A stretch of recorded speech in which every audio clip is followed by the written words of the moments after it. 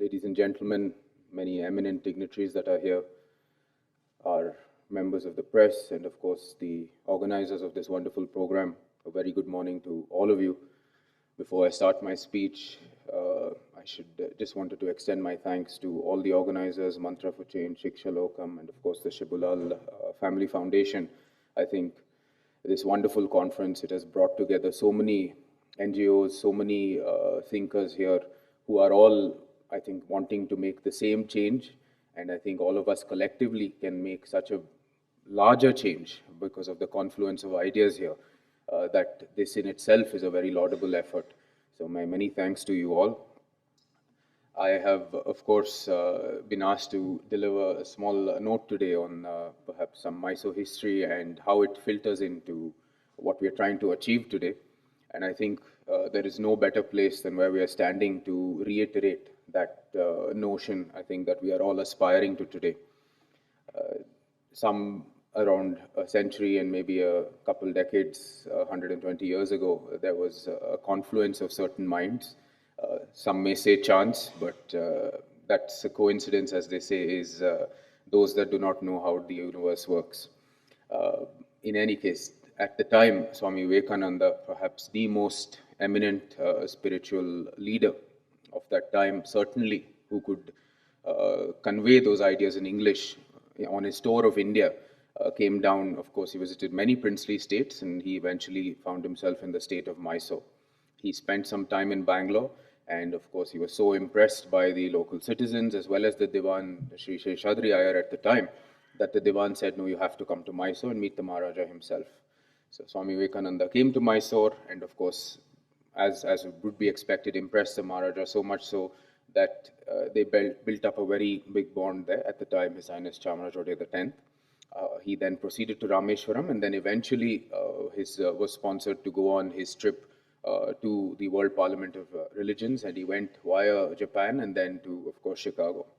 On the voyage from Japan to Chicago, he met a certain gentleman on a ship who was perhaps the most eminent industrialist of the time, Sri Jamshedji Tata. And they both, of course, and those times voyages so long, perhaps entire friendships were built on that itself. They, of course, discussed everything and all things containing spirituality, India's stance in the world, and how we had to come up. And at the time, Jamshedji was carrying soil samples to the US so that he could understand how much iron content was in the soil. And so Vivekananda said, why isn't there an institute that can do this in India? And so he said, you have the means, you have the finances behind you, and of course there are many people in India who would take up this offer. So Jamshedji said, I haven't found the right state or the right polity to do such a thing. And so the bond that was built up from the Maharaja of Mysore at the time was extended to him and said, you please meet the Maharaja of Mysore.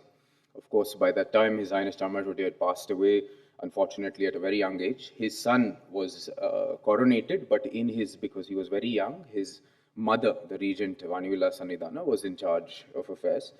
Jamshedji met the Diwan Sheshadri in Bangalore, who conveyed his request or his idea of building a research institute in which India very badly required.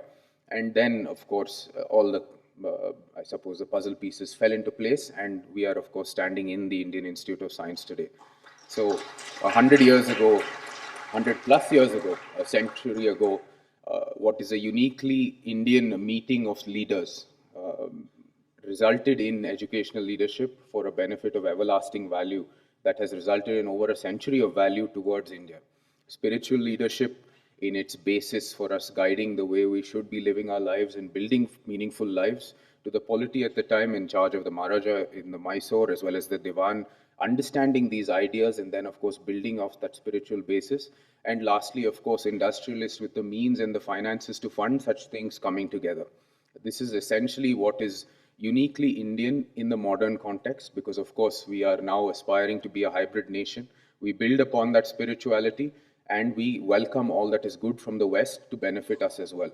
And that in many ways was Swami Vivekananda's message. We offer the immense amount of spiritual wealth that we have here to the West in return for the material wealth they have to benefit us. And both of these ideas coming together is the effective leadership required in India to build good education in our country. And so I think, again, reiterating, this is such a wonderful event, and I think those ideals which were based upon some 120 years ago are in many ways the aspirations of our ancestors, which we should look to build upon while going forward. We are, of course, today at the Shikshāgraha Utsav, and we are looking for equity in education, something that we always aspire to. I come from an economics background, and we were always taught equity is that point on the graph you can never reach, but you're always aspiring to get to. So it is, of course, the act is the act of getting to it rather than actually achieving it. And so in doing so, in India, of course, we have such unique problems, such an ancient land, and people have lived here for so long.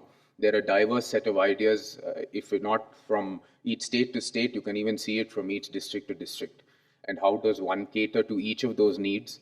And then how does one cater to a need in a tribal village, to one in a very traditional actual rural agrarian village, to a township, and then of course our cities now in a cosmopolitan sense, which have totally become westernized, but still contain an Indian element to them.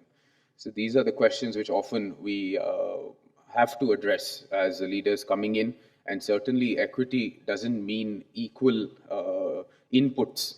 It means certainly different inputs in each places to get equal outcomes. And that is what we should all be aspiring to. We want equal opportunity for all, and that, I think, is something that can be truly achieved with the coming together of minds here. The other, of course, quotient, again, from an economics perspective, when I came into economics, it was of course, the glass half full perspective. We had just come out of or rather were in the midst of the 2008 recession when I started in 2010 in the US. So the Occupy Wall Street movement on one end was going full force, and the other side, and what I was interested was, of course, the environmental economic side and the big movement towards how we combat the ills of what we have done to the earth, and how, from an economics perspective, how do we combat that? And obviously as an economics thing, I'd say the answer is in economics. It comes from a cost side of things. There were two strains of thoughts there. One, that of course every small change will eventually lead to bigger changes. But there was another strain of thought that small changes are really irrelevant, and it's only a macro big change from the government or from the polity in charge that will result in an overall change, because it will force us to adapt behaviors. Now, the answer obviously is somewhere in the middle of that. There is obviously multiple small changes will force a big change to happen, and subsequently also big changes will come down and make us adapt to it as well. But it has to start in today's world from us. And that is truly the message which I think should be echoed and re-echoed again and again, that no matter how insignificant you might think the changes you are making, they're certainly very effective in influencing those around you. And it's always the butterfly effect, if you want to say, is very real. In this case, a small rock obviously displaced is eventually leads to the avalanche that happens. So we certainly should be not discouraged by the fact that we don't see big changes immediately, but wait for that to be reflected in policy. And then also from the side or the weightage of such a room or a conference that we have here, influence those who are in power to have the right policy drafted coming down towards us. And I think these two confluences will eventually result in the outcomes we want.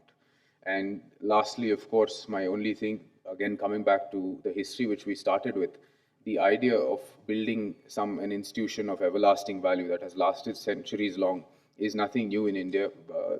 The secretary yesterday mentioned, of course, of the university at Nalanda, and of course we had others at Taxila, etc., which lasted, nearly more than 10 centuries and were giving so much value. And within the state of Mysore itself, you have multiple institutions: Indian Institute of Science, the University of Mysore. You have, of course, the Mysore sandal silks, the Mysore soaps, many, many institutions that have all crossed 100 years. So this idea of building policy, building ideas, building systems that have value not just for 5 years, for 10 years, but for 100 years is something that we truly need to inculcate. Of course, there's the age-old saying, the person who plants a seed without knowing or without understanding that he will never benefit from the shade it procures is someone who understands the true meaning of life. And that is, I think, again, something that we need to really understand in education as well. The seed we are planting today, the benefit is perhaps not going to be seen by us, but certainly there'll be forerunners who come ahead of us who will be able to remember, such as we are today, of the institution we are in. So I think with that good note in mind and that ideal in mind, we should certainly work towards bringing this aspiration to fulfillment. Once again, I think the bringing together of so many minds and organizations working towards a common goal will allow us to have a much greater effect. I think one thing NGOs always have is a little bit of stepping on toes. We always find each other to be speed bumps sometimes. And I think here we can figure out ways in which we can all work in our own avenues and benefit each other's cause. So I think that in itself is also a very laudable thing. Saying that, once again, my many congratulations to you all. We had a wonderful day yesterday, and I'm sure the outcomes from today as well will benefit our state of Karnataka and India as well. From this small event here, it will, I'm sure, grow to much bigger things. As always, from Mysore side and everything else, we are always most happy to collaborate and enrich this thought process that has started here. And we look forward to being a part of the change that you are all aspiring to make here.